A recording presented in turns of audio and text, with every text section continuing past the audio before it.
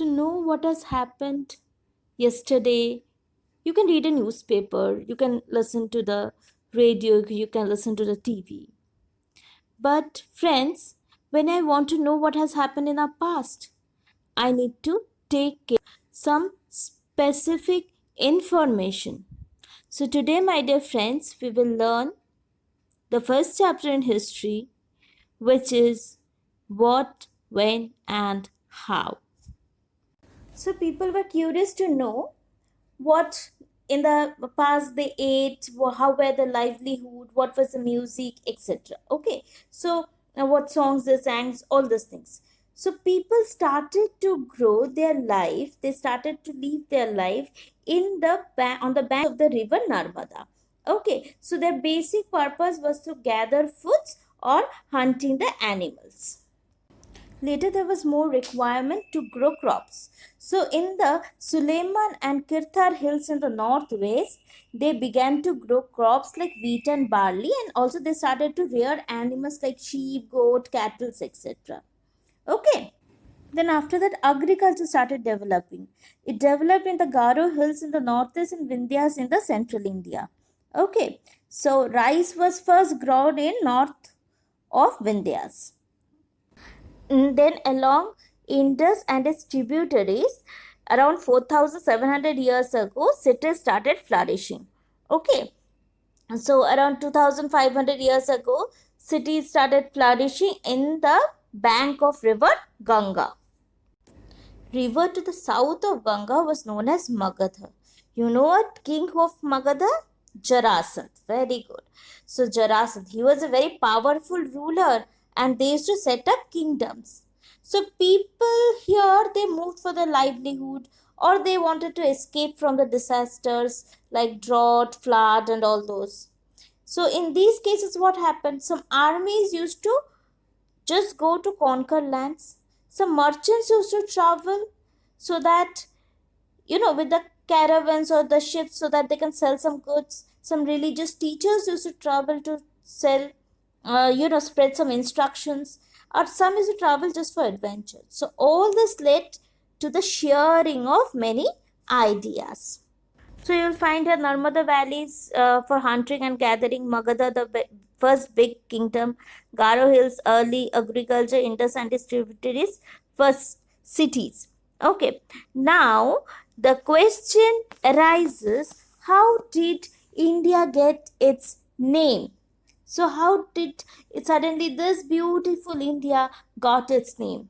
So this India got its name from the word Sindh in Sanskrit, which was called as in Hindu by Persian or Indus. Okay. So when the Greeks came, they started to call it as Indos.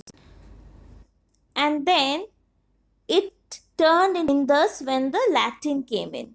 So as they were not able to say, they said it as Indus. And from these Indus, there came the name India. So according to the Iranians, Greeks, they called it as Indos. And the east of this river, they called it as India. Bharat, according to the past, okay, from the Rig Veda, there was a king known as Bharat who used to rule this land, and that's the name Bharat. We get more informations about the past from the books which we call it as manuscript. Okay, so they had been written on stones, some on palm leaves. Okay, some on bark of a tree called birch. Okay, so most of these manuscripts were eaten up by insects, but some yet existed and they were placed in the temples or in the monasteries. These mainly included religious beliefs, practices, their life, medicines, and all those. More than this, there were also some epics, plays, and poems as well. But all of this were either written in Sanskrit or Prakrit and Tamil. Prakrit was a language of common people. There were also stone carvings or metals, like the orders of the kings were inscribed on this so that people could read and follow it. Okay. So the one who studies all these things, studies the remains of the buildings, paintings, everything of the past, is known as archaeologist. They explore, they excavate for weapons, potteries, ornaments, etc. They were those which were made of stone, bones, baked clays, metals. They always were there. Okay, it's long living. And historians are those who studied about the past, and they usually refer to the source as manuscripts, inscriptions, or archaeology. So basically, the historians got the information from this archaeologist or from some manuscript, whereas archaeologists, they went on to this exploring all these things. So usually when we say 2000 years ago, or whenever we say about the past, so all these things are told as BC. BC means before Christ. So whenever we find this word BC, it means before Christ.